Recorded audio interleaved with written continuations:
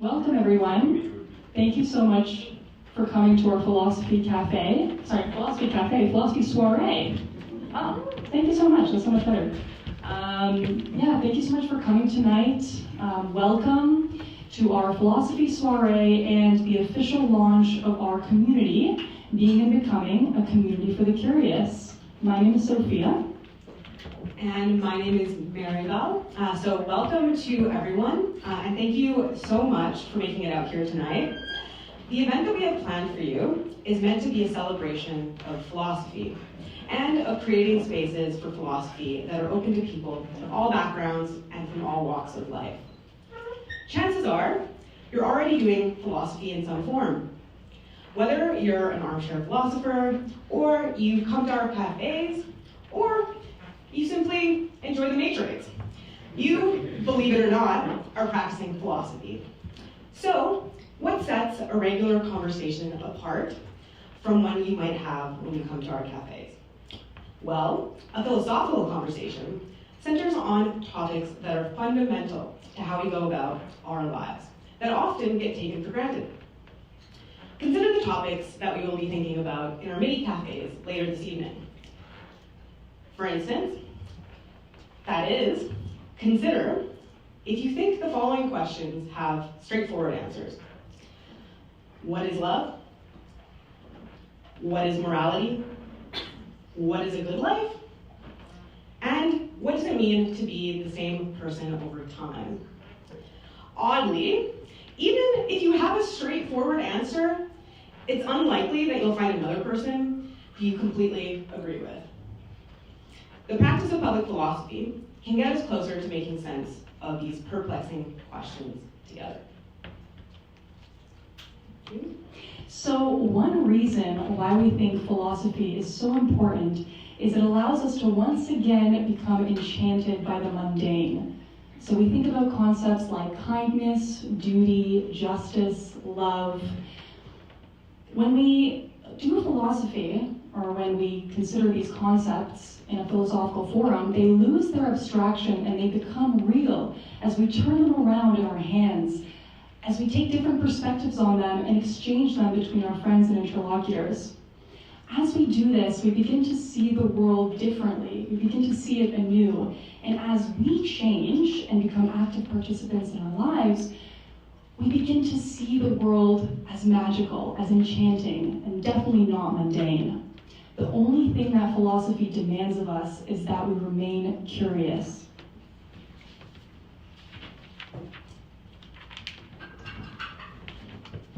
So, to tell us a bit about us, we started this community because we wanted to create spaces where we can explore questions, big and small, together.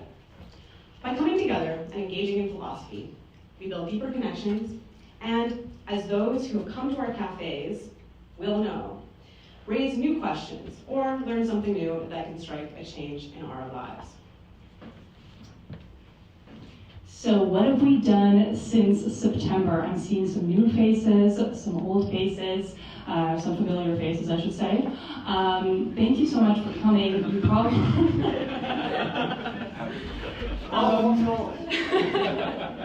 Young, definitely young. 25, I'd give at most. So since September, we've launched our Curiosity Cafe series that happen bi-weekly. We've launched our newsletter, our website, and a burgeoning community for philosophical inquiry in Toronto. Moving forward, what you can expect is more philosophy cafes by popular demand. We're also going to continue to build our community, our wonderful community, with hopefully all the faces, young and 25 at most, that I'm seeing here today. We hope to also move into developing high school curricula, lecture series, and then most ambitiously a philosophy festival. So look out for that. Cool, thanks. But of course, none of this would be possible with some really incredible and dedicated people that Maribel and I have the pleasure of working with. So if we can get Sophia, Heidi, Zach, and Adrian, wherever you are, to stand up.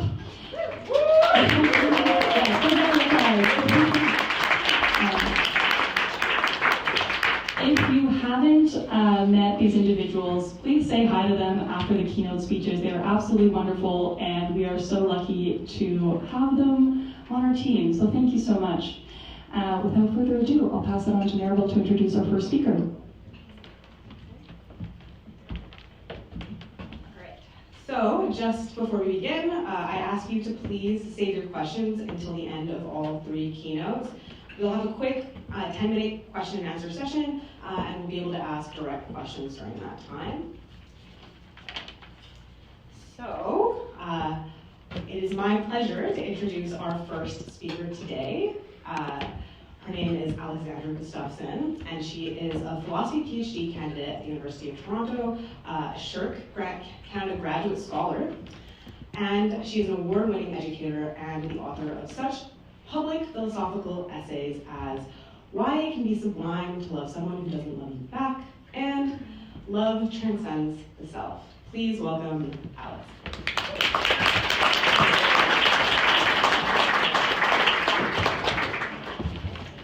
Okay, can everyone hear me? Excellent. First of all, thank you so much, Sophia and Maribel, for having me here today. It is truly my pleasure to kick things off by saying a few words about engaging with public philosophy as an academic philosopher. So because philosophers love arguments, I'm going to start with one of those. I'll then discuss avenues for engaging in public philosophy before concluding with a word about none other than porcupines. But first, the argument.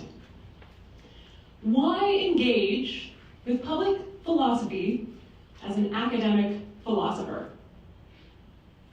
Well, I'll start with a story. Recently, an online poll was circulating among academic philosophers, and this poll asked what the point of philosophy was. What's the point of philosophy? Well, the top 3 answers were as follows. 1, assuming that philosophical questions have correct answers. Well, obviously the point of philosophy is to figure out what those correct answers are and why. 2, supposing that philosophy doesn't have correct answers, well then, the point of philosophy is to figure out what the incorrect answers are and why. And 3rd, supposing philosophical questions have neither straightforwardly correct or incorrect answers, well then the point of philosophy is to figure out what it's rational to believe and why. Rational to believe. Now these kinds of answers are very typical of philosophers, and they may even be correct, because the norms of academic philosophy are such that we often treat ourselves as though we're in the business of discovering correct answers. And I think we can see this in the way that philosophers are pressured to professionalize, primarily through formal journal publications. And these publications, ideally, should be novel solutions to perennial problems.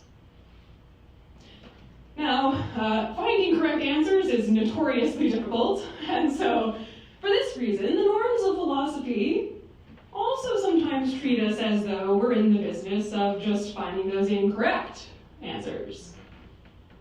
And we can see this in the way that formal academic publications prize not only that novel theory, but also the critical essay. And the way that philosophers tend to produce these things called counterexamples. And as for the 3rd answer, rationality, well, I mean, obviously philosophers are supremely rational, so But there was another answer. One that I will argue is more representative of public philosophy than academic philosophy. And that answer went like this. The point of philosophy is therapy. Philosophy is supposed to be therapeutic. It is supposed to contribute to the well-being of those engaged with it. It's supposed to aid in either self-understanding or our relationship to the world, or just to satisfy natural human curiosity. Curiosity. Now, it's no coincidence that Being and Becoming hosts curiosity cafes. Next one, January 30th. On consciousness. On consciousness, no less.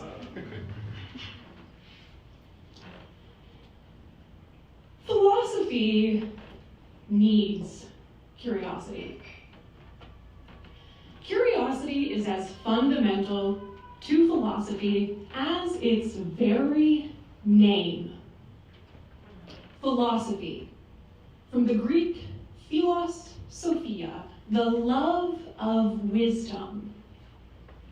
Inquiry needs curiosity in order to even get off the ground.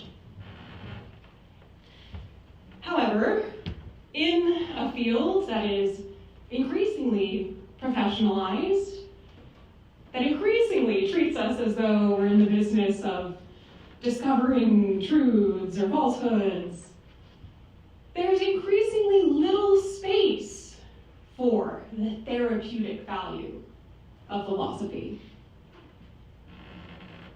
But philosophy is therapeutic.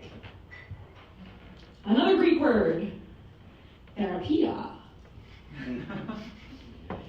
To serve or to attend to.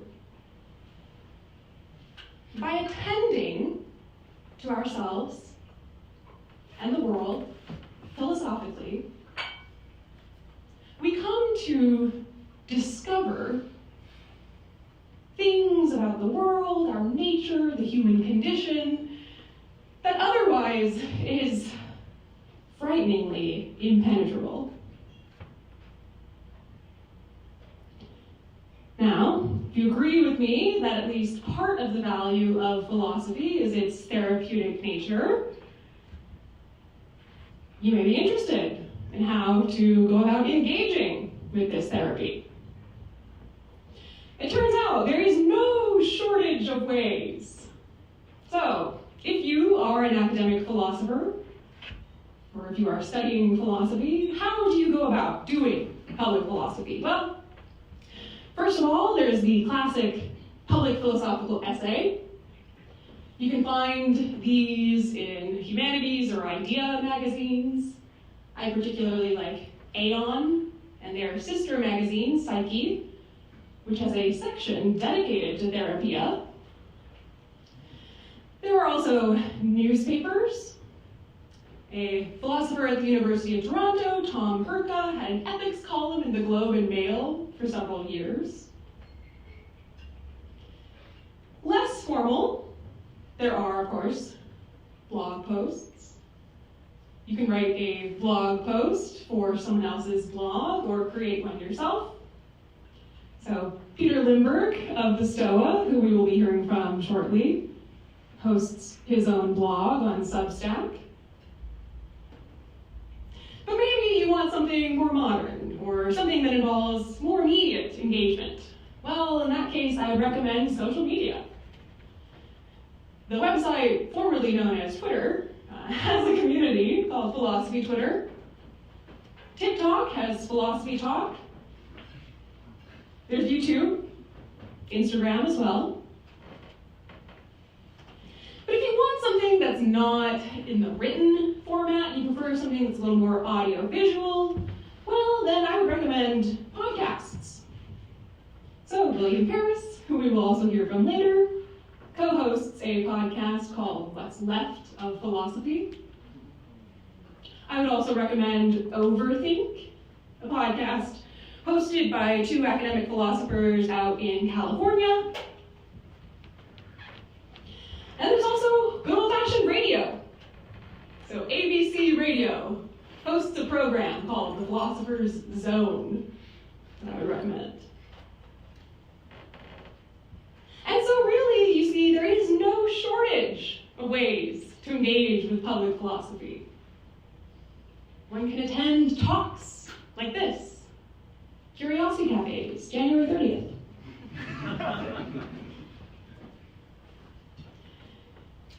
But what public philosophy takes is bravery. And so, even if you are curious, you may need a word of encouragement. And so, as promised, porcupines.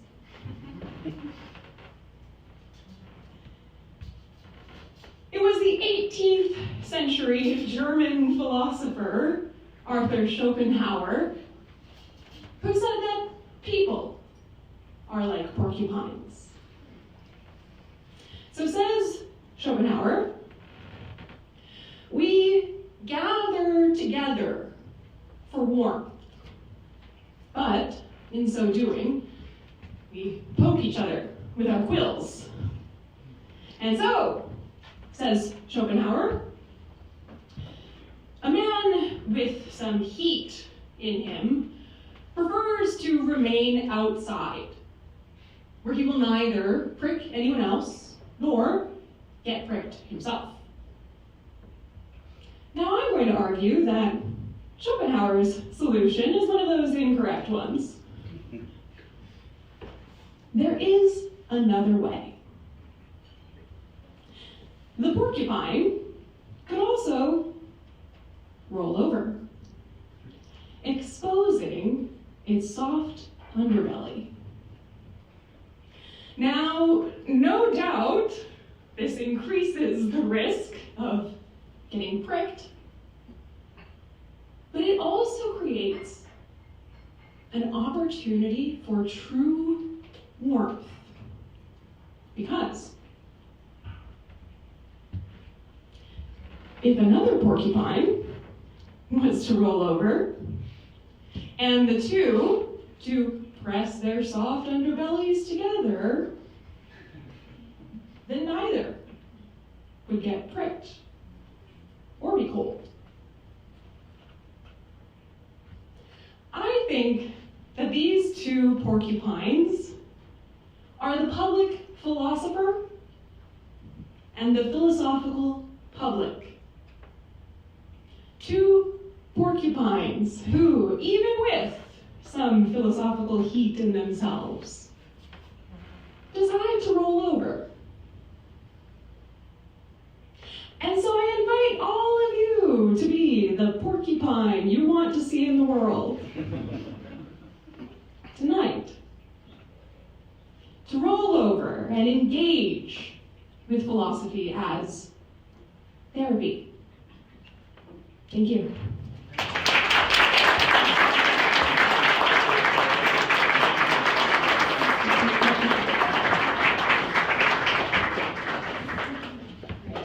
Thank you so much, Alex. Such an incredible talk.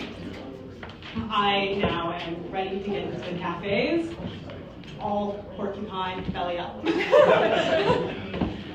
Okay, so let's get into the next talk. So to introduce the next speaker, his name is Peter Limberg. It's a pleasure to have him here today. He is a philosophical counselor who stewards a community called the Stoa. He currently writes for the Less Foolish Substack and is a co-founder of the Stoic Smile, a coffee ritual experience that promotes philosophical journaling and inquiry. He has also been called a devotee of Stoic thought by the New York Times, but he views that as misinformation and prefers to see philosophy as a way of life. All right, Please join me in welcoming Kirsten.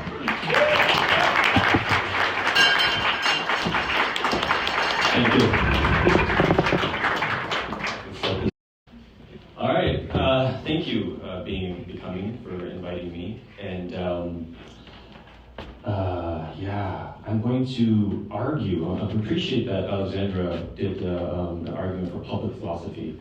I'm going to be a contrarian here and argue for private philosophy. So before I do that, I'm going to do a philosophical bio. And I'm just going to skip over this. I don't have time. I don't got 10 minutes. So Google me. You get to download all that information. But I want to direct your focus to this book, Philosophy as a Way of Life by Pierre Hadot. A show of hands, who's aware of Pierre Hadot, Philosophy as a Way of Life? Okay, cool. The part I want to focus on is the being part of the practical philosophy movement. And the practical philosophy movement was sort of inspired by Pierre Hadot. He made a distinction between practical philosophy and theoretical philosophy. And so part of the practical philosophy movement is philosophical counselors, the modern Stoic movement, John Vervaeke's Dialectic to the Logos project. And it's basically philosophical inquiry about what matters most. And I think this group is engaging in practical philosophy. So 3 premises. So I have my own spin on practical philosophy. And these are my 3 spicy premises, and they're going to lead up to this last one about private philosophy. So I make the argument that it's better to focus on becoming less foolish than on becoming more wise. It's better to focus on doing the philosophy rather than having a philosophy. And private philosophy is better than public philosophy. So we'll buckle up for that one. Less foolish. So even though I'm not situated in academic philosophy, I still keep up with the literature. I follow the daily news. And it seems like academic philosophers are trying to find themselves in many kind of think pieces about like what is philosophy, what's the boundary work of philosophy? Is it studying just like European males, like the history of philosophy, or is it something else? And in the Daily News, he had Justin, who runs it, he had an open thread about like asking academic philosophers to define philosophy. And here's one sort of like representative. I think philosophy is something like reasoning in the pursuit of truth. I don't think that philosophy has the resources to determine what is true. And most of them were kind of like this, and just kind of annoys me. It's like, okay, there's no truth, there's no reason, but we can't get into truth, that's like science's job. And I feel like philosophy, academic philosophers are underselling themselves. And not one, out of all the 100 comments, not one mention of wisdom. Sophia, the love of wisdom, not one mention of wisdom. Why is that? Maybe there's academic philosophers in the room that could illuminate this, but I say let's return to wisdom. Let's return philosophy to wisdom. And wisdom is actually a thing. It's actually a thing. And for whatever reason, psychologists seem to be more interested in wisdom than philosophers these days. And John Vervaeke, who I mentioned, he's a cognitive psychologist at the University of Toronto. His colleague Igor Grossman, they were part of the Toronto Wisdom Task Force, and they have this definition of wisdom that I quite like, the meta value that adjudicates between all other values. It's like a chef kiss definition for wisdom. And so while I think that we should return philosophy to wisdom, I actually think it's foolish to try to become more wise. And I apply the Stoic principle of via negativa, basically focus on something you don't want in such a way that invites something you do want. So I focus on the opposite of wisdom, foolishness. I try to become less foolish in the hope to become more wise. And I like that, and maybe it's just a more clever move, but the reason why I like it is twofold, is it's a humble move, right? It's like, you gotta admit, in order to become less foolish, you gotta admit that you're a fool. And I'm like a total fool. There's so many areas in my life, if I give you the download, like, okay, this guy's a fool. And maybe there's some sages in this, but I imagine there's also a fool or two in this room.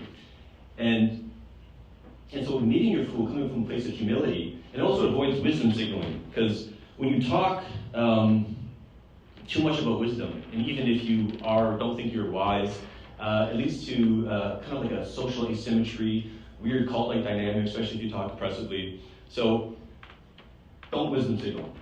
Less foolish. That's the argument. 2. So in my version of, like, you can't do philosophy without engaging in some meta-philosophy. So my sort of practical meta-philosophy, I break it down in twofold.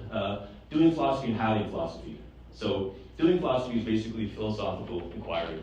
And we can talk about that in the Q&A. And having philosophy is, the way I understand it, is like a worldview that guides a person's life. So when everyone says, like, I have a philosophy of life, I have a philosophy of this, that's the philosophy.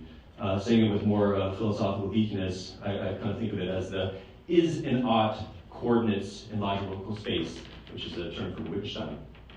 And there's 3 sub-premises here. So I think having a philosophy is unavoidable. Doing philosophy is very avoidable. The art of living is to have a philosophy whose central practice is doing philosophy. And most people do not arrive at the philosophy they have through doing philosophy, aka they live the unexamined life. Okay, now this is the juicy one. Private philosophy, public philosophy, better than public philosophy. So what is public philosophy? Alexandra gave her take on it, and William will as well. I'm just using the definition from Jack Russell Weinstein, who's the director of the Institute of Philosophy and Public Life. He defines philosophy as public philosophy as engaging in philosophical discourse with the general public outside of academic environments. And how it's promoted amongst many academic philosophers is it helps with critical thinking, promotes democracy, civic engagement, which is great. But the criticism is that it's like a watered-down academic theoretical philosophy, and it doesn't just translate to everyday life when you bring the philosophy from the academia to the public. And so if there is a public philosophy, then there ought to be a private philosophy.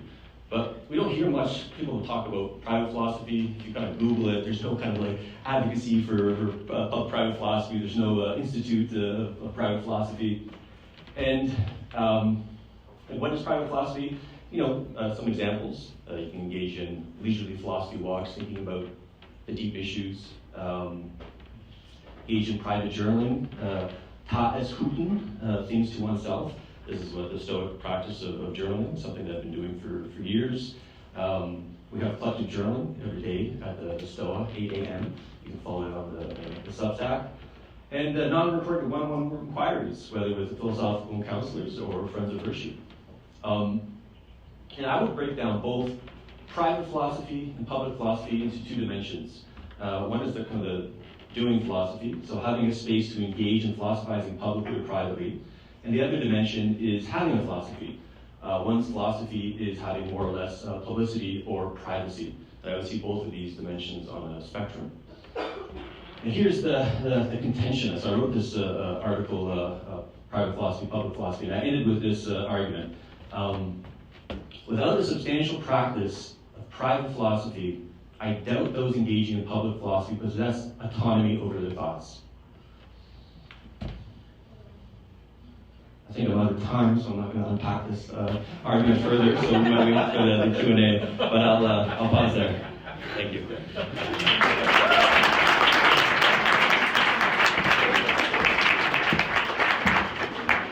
Thank you so much, Peter.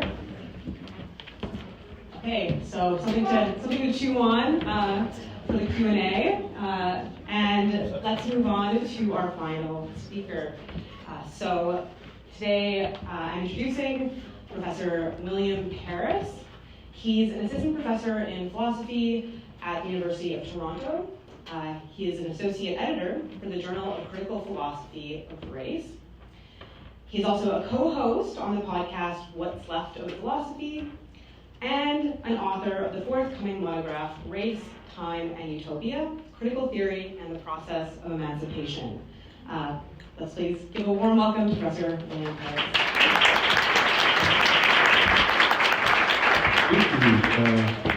Thank you to my co-keynotes and for this wonderful invitation. So I guess I'm going to be defending public philosophy, so something dialectical joke, negation of negation, and I'm the culmination of all history. Good, that's a great way to start. So I'm going to be talking about public philosophy and self-emancipation. I often ask myself what I hope to accomplish when I engage in public philosophy. How is this mode of address distinct from professional philosophy that I pursue as an academic? As a co-host of a philosophical or philosophy podcast called What's Left of Philosophy, go check it out, it's pretty amazing. I approach philosophy as the attempt, following the suggestion of David Scott, to generate problem spaces for the public.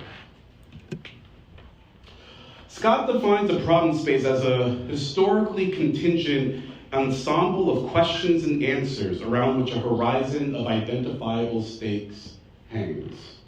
So philosophy in the public mode, at least for me, does not resolve anything for the listener, but involves them in a set of problems that they may not have immediately noticed. Unlike my non-public philosophizing, I'm not necessarily trying to defend my position on this or that issue by relating it to existing scholarship. What I hope to do is allow the listener to see why something that they may have taken for granted or immediately assumed to be silly can be seen as a problem that requires reflection. Just a quick example, on the podcast, we do an episode on F.A. Hayek, and anyone who knows me will probably guess I do not share F.A. Hayek's politics or economics, yet I'm obsessed with the guy. And I think it's important to actually figure out, well, why did he think the things that he thought? I think it's less important to figure out what I think, and more important to see, well, what problem was he trying to solve? And so here, I've come up with a handy distinction between professional philosophy and public philosophy. I see professional philosophy as technical and argumentative. You could also throw in there arrogant, pompous, insecure, but we don't have all night. And public philosophy as disclosive and deliberative. So I think public philosophy should be more than attempts to provoke the public with idle speculation. I have very little patience with the, let's just do thought experiments, there are no stakes here, nothing can hurt you. I'm like, no. Philosophy emerges from some real tensions and contradictions in life. And how we answer these questions, they do matter. And so I think we should take ourselves a bit more seriously, though I'm always here for a good joke, but a bit more seriously as public philosophers, not sell ourselves short as simply thinking out loud. But what makes public philosophy distinct is the struggle to help the reader make sense, or listener, make sense of their world. This is not reducible to telling the public how to think. I'm really committed to this. Though this might sound controversial, I want to insist that the role of the public philosopher is not best described as a relationship between teacher and student. The public philosopher is no authority figure.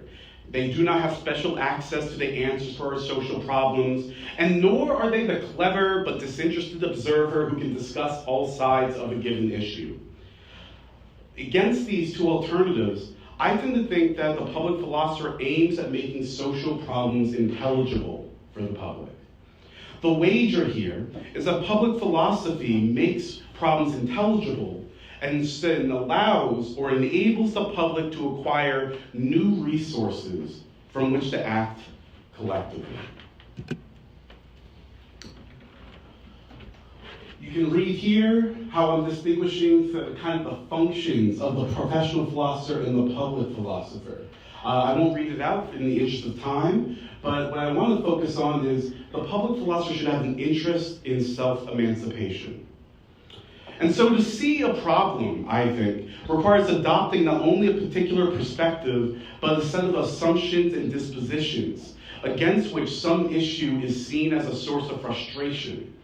Raising a problem is not an attempt to get someone to contemplate. It's not to get someone to engage in empty, idle contemplation. Instead, problem spaces, instead of being objects of wonder that we gaze upon from a safe distance, secure in the comfort that will never jeopardize us. Instead, we should see that problem spaces bring into relief matters of existential or social urgency. Problem spaces make the case for why this problem deserves the public's attention rather than another.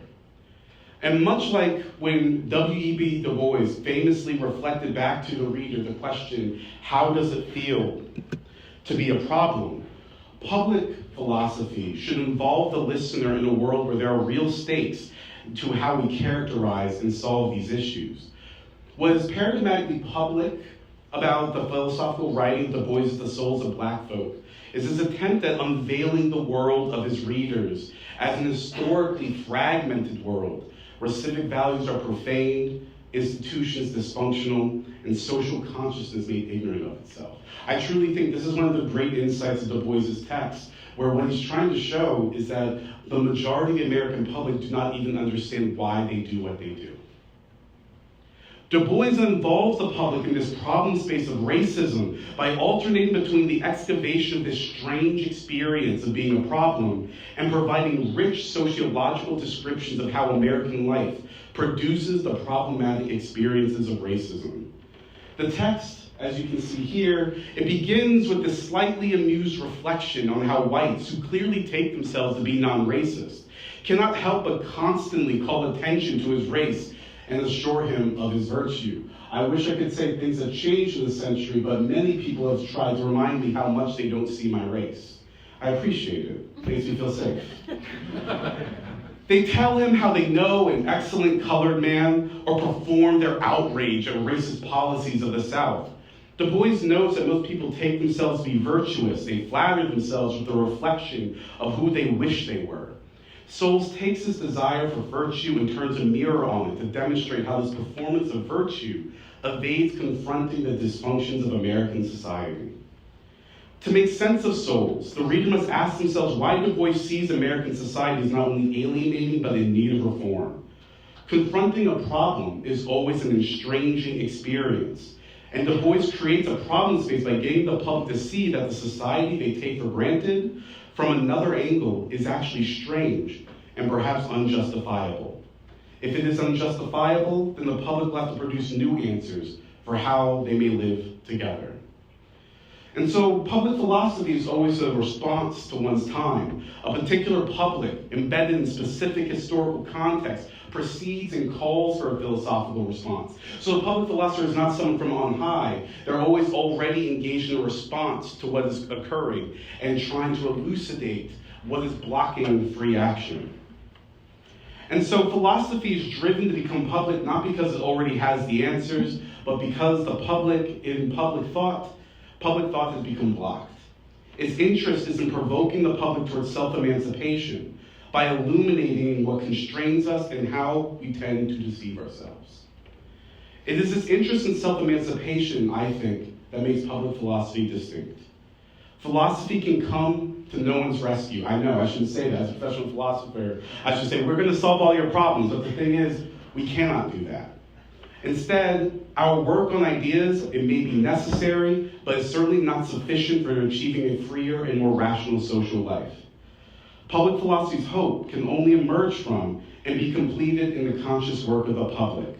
For this reason, I take Marx's famous declaration that public critique will show, quote, that the world has long since dreamed of something of which it needs only to become conscious for it to possess in reality through the self-clarifications of the wishes and struggles of our age.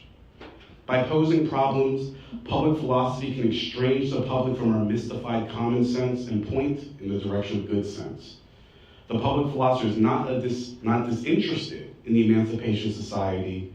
Moreover, they believe the Emancipation Society through reason can only be accomplished by the public and not philosophy itself. Thus, public philosophy must remain content to live within this space between common sense and good sense in the hopes that the public will build a bridge uniting the two in time. Thank you.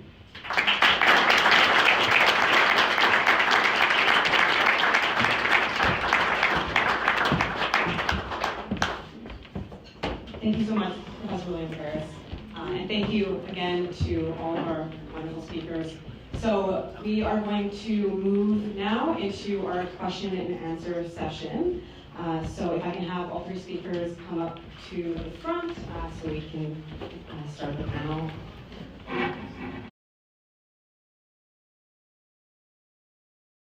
All right, so if you have questions for the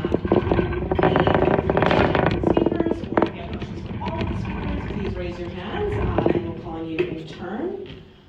So this is your chance. Yes, and then yes. I have a question for you. So you talked a lot about being able to define a great idea. Do you have any sort of suggestions on what that would look like in practice? I have a philosophy practice, so you can feel free to book me in. Anyone? PeterLimberg.com. Kind of the way I do philosophical inquiry is engaging in inquiry, asking questions with the spirit of gaining greater clarity, and in having a state of aporia or unknowingness, and just allowing or having the courage to see what unfolds. I know that might not be the most jazzy definition, but and I think something. It's almost kind of like just like a cargo cult happening in a lot of like theoretical philosophical discussions, because the starting point is not something that's like existentially salient to the person. It's almost like this role of practical philosophy has been delegated to the coach or the therapist, and I think that's a mistake, because coaches and therapists are bounded by a framework often, and the philosopher has to weave between the practicality of the coach, has to weave between the kind of the intersubjectivity of the therapist, but they have to go to the theory and kind of tinker around there as well. So I see someone engaging in practical philosophy and inquiry has to weave between those things and focusing on what matters most. Thank you. Who's next?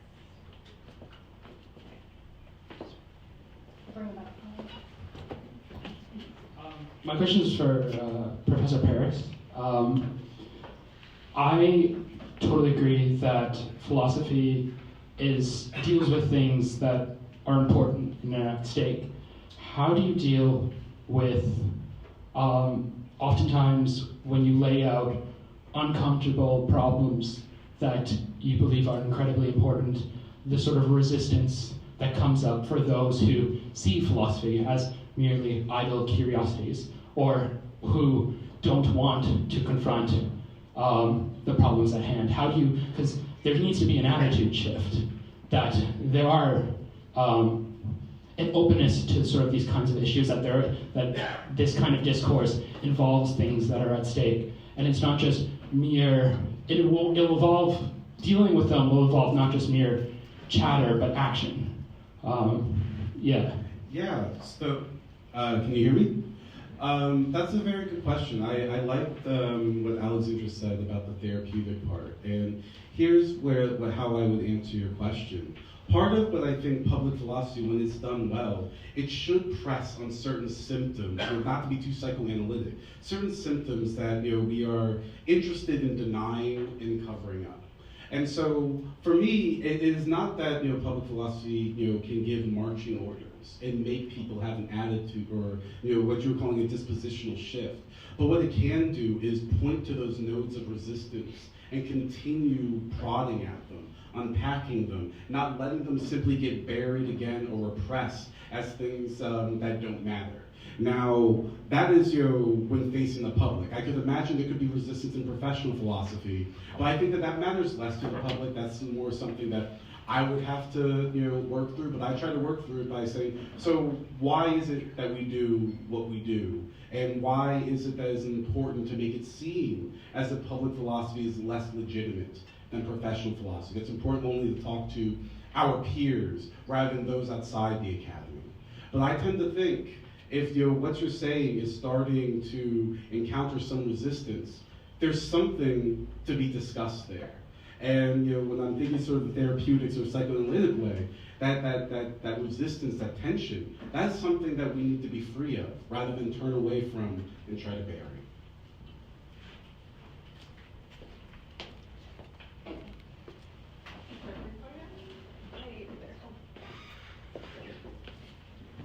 Hi, thank you so much for being here and for your talks. My question is addressed to all of you, and I guess I sensed a tension throughout all of your talks about this idea of there seems to be a need that many people have such that public philosophy is beneficial. And I think one of the issues that comes up is this question of many people don't realize that they have that need.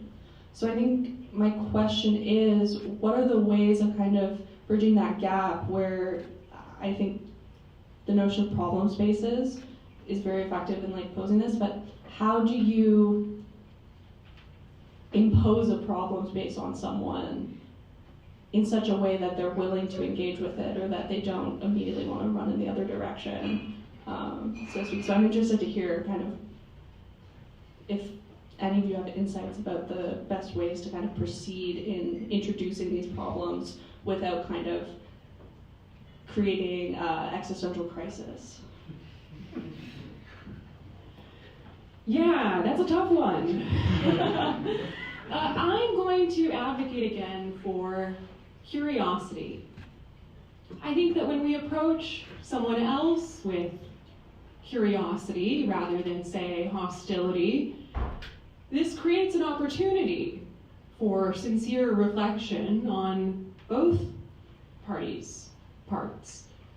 And so my recommendation is to not sort of storm in and say, you should do philosophy, it'll be good for you. But instead to just begin the engagement with curiosity. What do you think about? What does matter to you? Why does it matter to you? Let's think it through. I wonder what my co-panelists think. What's coming up for me is like going crazy. Like, when people who follow my work know I went crazy multiple times, legit crazy. And when it was associated with expanding my worldview too fast. You know, there's like kind of like parameters, you know, in one's logical space, and when you kind of question some base presuppositions of your worldview, shit starts feeling scary. And like the existential crisis that you mentioned. And I think that the base fear of going insane is being alone. You know, it's like if you're insane, the people that you love the most, the people that you live for, will no longer be there with you. You're just so alienated from them. So it's terrifying going insane. And so it makes a lot of sense that people want to stay in their mimetic philosophical parameters, sort of as a safe space. So I share all this as an act of compassion. Just don't go out there guns a-blazing like Socrates, you know, just like question people's worldview and undermine it. Have some compassion, sense it to their worldview, and just delicately, gently invite them to a world of wonder, if they're so called to. And then usually people have the scent, they're like ready. And I think you gotta honor people who are ready for it. Yeah, I think my response would build on what my co-panelists have said. But I think the only thing that I would add is a very strange thing about ways of doing public philosophy is sometimes you don't get to be there face to face with the people you're trying to involve in the language I was using of the problem space. And this, leads me almost by a type of necessity to think, well, then public philosophy would have to start to take root in communities and organizations. Because I would think those existential crises that you were describing, this feeling of being alone, is the idea of what could I possibly do about it? I think racism, sexism, climate injustice, when they're addressed to the individual, these are gargantuan problems.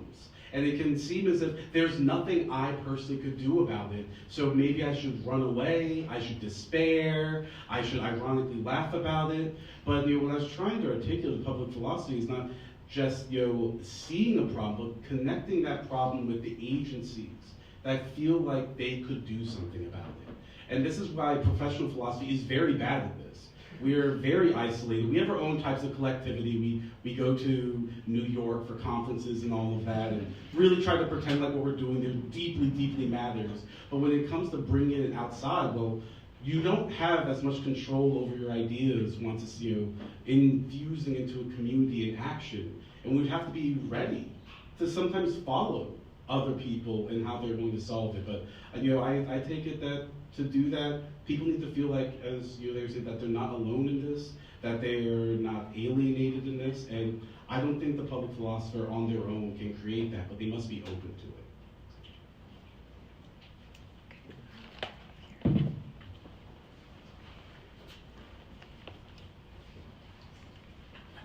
Okay, so my question is directed to William Harris. I found your discussion really interesting, and a lot of you panelists did touch on the tension between public and private philosophy, as well as professional philosophy. But I thought it was interesting that you mentioned Du Bois, because I know, especially early on in his career, he did advocate for like people of color entering academia as a method for emancipation. I do think the criticism that academia tends to make philosophy too esoteric is a valid one, but I also do think, especially in my experiences as well as my experiences having discussions with my peers, having frameworks for understanding your experiences and having literature that you can refer to for putting your experiences into context can be quite a helpful tool for liberation. So I do think it has its place, and I do think it is also an important way to start up movements. For example, intersectionality, even though it was originally an academic term, it had its place in kickstarting the third wave of feminism, which was able to include, women of color. So how do you think, the role of academia or like professional philosophy can interact with public philosophy to, lead to emancipation movements? That's a hard question. No, it is a hard question, and I'm hesitating in saying what I really think here, which is always great. I'm honest when I'm lying. So the interesting thing about Du Bois is he's writing at a moment where, yes, his model of politics, most of us wouldn't co-sign this notion of the talented tenth. But it's important that what he thought he was trying to do is try to show these black people going into academia that you have a responsibility to those who did not have the chance to enter into it. And so he was envisioning a type of university that would be firmly rooted in the folk life of the black masses. Now, yes, there's still an aristocratic notion to it, etc. But that was a moment when it seemed as if that was a viable opening for the university, especially black universities that play this role.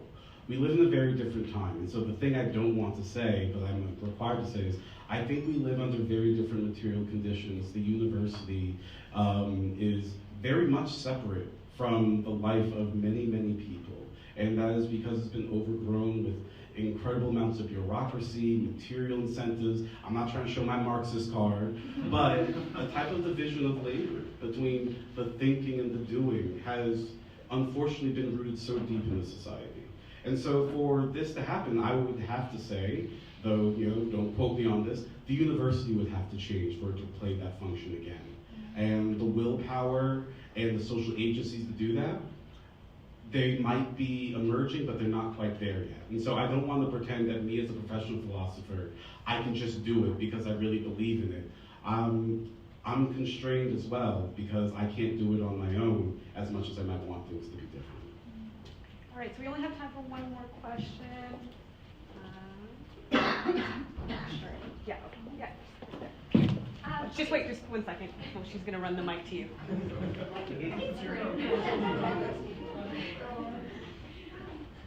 Hi. So you guys have talked a lot about kind of how to define public philosophy, how to practice it. I'm wondering your thoughts on implementing it. So my question is coming from, I'm a registered nurse and I work a lot with the public, and one of the challenges that I think many of us face in our personal lives and that I face in my professional life is working with people who have fixed and unmovable beliefs in light of contradictory evidence. We see that with anti-vaxxers. We have kids who come into the hospital with preventable diseases who end up extremely sick. And even despite those experiences, there are family members who don't open themselves up to that introspection and looking at whether or not their beliefs have played a role in the situation at hand. So I'm wondering what your thoughts are for how we can use, like how to implement public philosophy, maybe in this time that I think lots of us are facing where, it seems like there can be people who aren't open to that introspection. So how do you suggest that we go about doing that?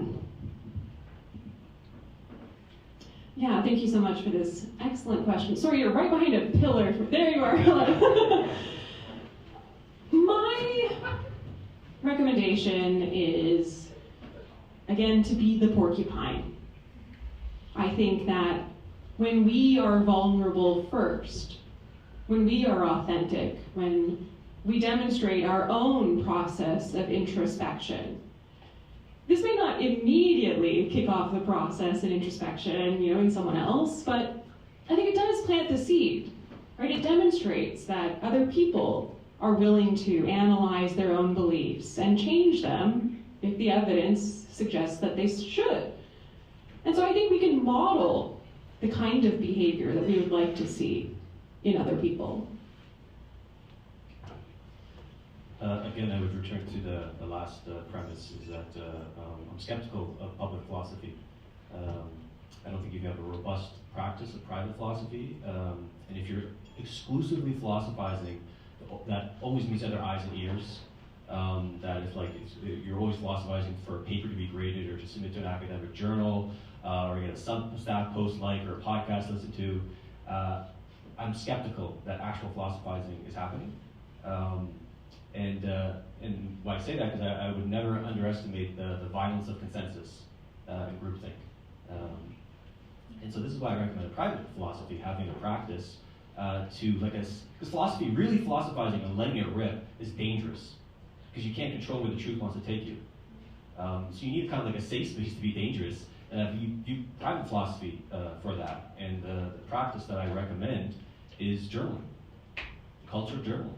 Have a private journal practice. And you can do therapeutic work with journaling, you can do kind of like coaching work with journaling, and you can do theoretical work with journaling, and kind of challenge your own view beliefs and view worldview. That's the word I'm looking for. So yeah, journaling. That's my answer. Yeah, I'll be quick.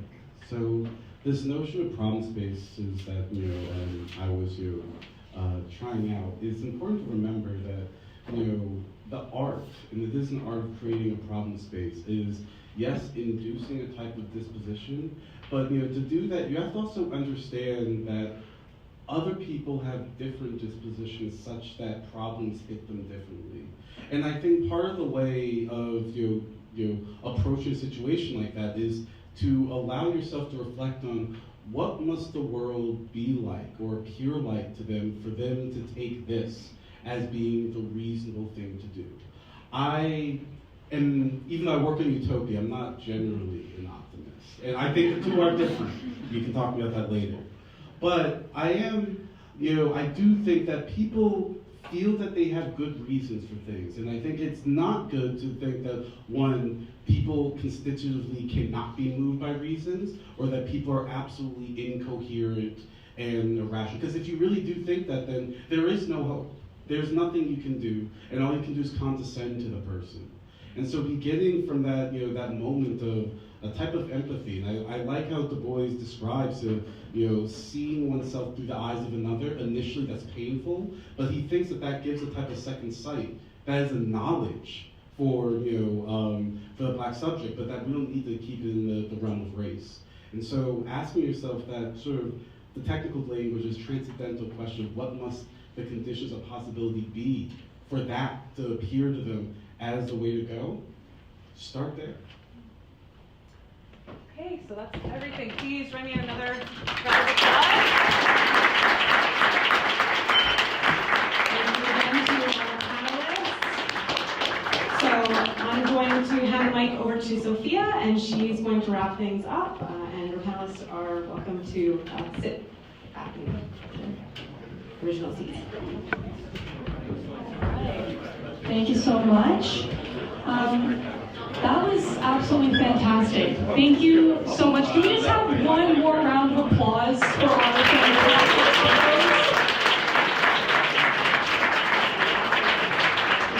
If you want to find out more learning and to keep up with all of what we do, please scan this QR code. It'll give you literally all the links. So, yeah, thank you so much for coming and enjoy the rest of your evening. Thank you.